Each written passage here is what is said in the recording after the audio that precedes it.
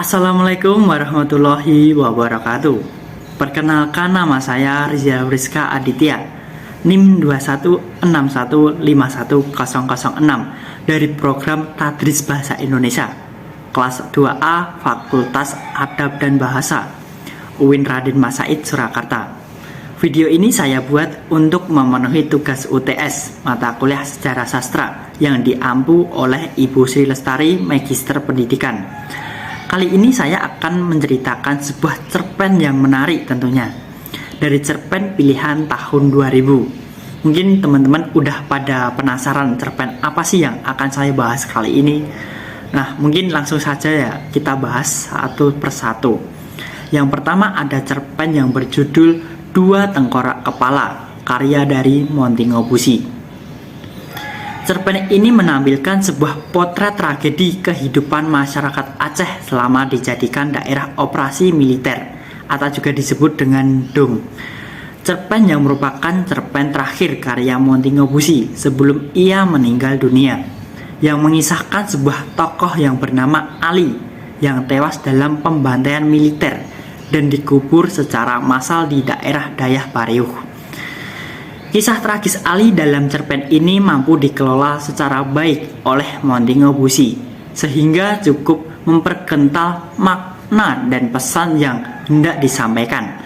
Bisa dilihat dari bagian akhir cerita, ketika Montingo Busi berusaha memperhadapkan tragedi pembantaian terhadap kakek si Aku yang merupakan korban pembantaian fasisme Jepang dengan pembantaian terhadap Ali.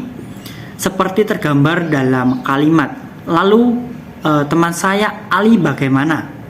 Dia malah bukan korban kekejaman tentara penjajah, melainkan korban kekejaman tentara bangsa sendiri.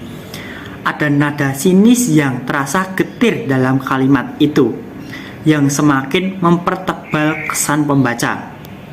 Mungkin itu saja cerita dari cerpen Dua Tengkorak Kepala.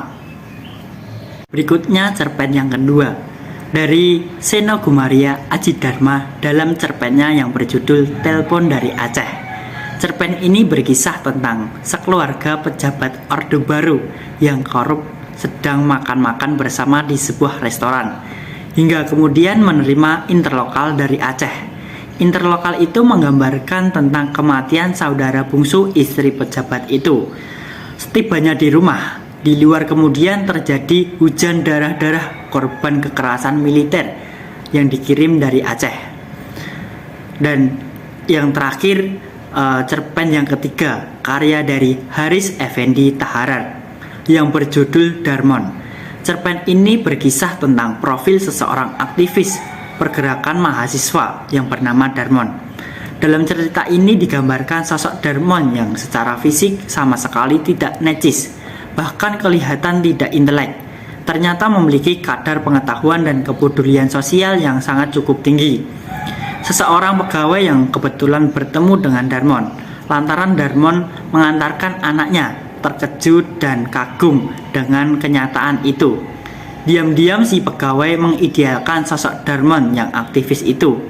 Kisah tentang mahasiswa yang tergolong aktivis reformasi ternyata tidak melulu mengantarkan kepada pujian dan perasaan kagum semata. Mungkin itu saja yang bisa saya sampaikan. Kurang dan lebihnya mohon maaf. Sekian, wassalamualaikum warahmatullahi wabarakatuh.